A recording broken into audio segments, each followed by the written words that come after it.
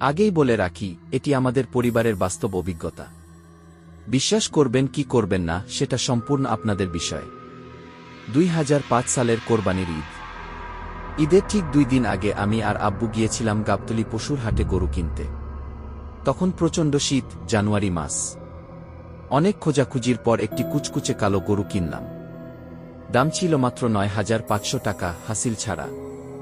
রাত প্রায় 1টার দিকে গরুটি নিয়ে বাসায় ফিরলাম। আগের বছরের মতো এবারও গরুটিকে আমাদের চারতলার ছাদে রাখা হলো। প্রথমে সবকিছু একদম স্বাভাবিক ছিল, কিন্তু কিছুক্ষণ পর হঠাৎ গরুটি এমনভাবে লাফালাফি শুরু করল যেন কোনো ভয়ঙ্কর কিছু দেখে ফেলেছে। কেউ ধরে রাখতে পারছিল না, বারবার নিজের শরীর মেঝেতে আছড়ে মারছিল। এতটাই ছটফট করছিল যে শরীরের বিভিন্ন জায়গায় চামড়া উঠে রক্ত বের হয়ে যায়। আমরা সবাই মিলে শান্ত করার চেষ্টা করলাম, মাথায় পানি ঢাললাম। আম্মু বারবার আয়াতুল কুরসি পড়ে ফু দিচ্ছিলেন। নিচতলার আত্মীয়রাও শব্দ শুনে ছাদে উঠে এসেছিলেন। এভাবে প্রায় 2.5 ঘন্টা চলার পর গরুটি একেবারে ক্লান্ত হয়ে পড়ে, দাঁড়ানোর শক্তিও ছিল না। পরদিন সকালে দেখি পুরো শরীর ক্ষতবিক্ষত। আব্বু খুব চিন্তায় পড়ে গেলেন, এই গরু দিয়ে কি কোরবানি হবে? আসরের পর ইমাম সাহেব এসে গরুটি দেখে বললেন, আপনারা তো গরুটি সুস্থ অবস্থায় কিনেছিলেন, ইনশাআল্লাহ কোরবানি হয়ে যাবে। অনেক সময় রাতের বেলায় পশুপাখি এমন কিছু অনুভব করে যা মানুষ বুঝতে পারে না।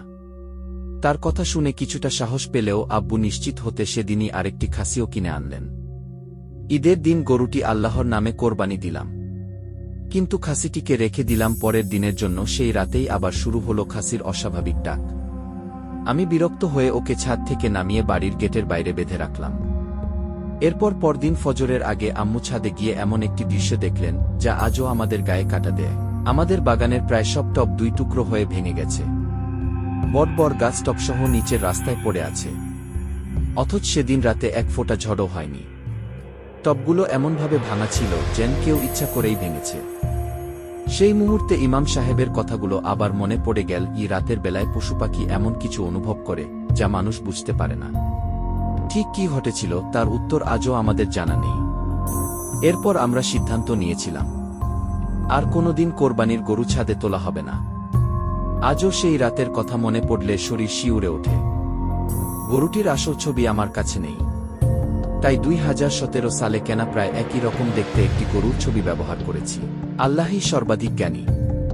এই ঘটনার প্রকৃত রহস্য একমাত্র তিনিই জানেন। আপনার কি কখনো কোরবানির পশু নিয়ে এমন কোনো অদ্ভুত বা রহস্যময় অভিজ্ঞতা হয়েছে? কমেন্টে জানাতে পারেন।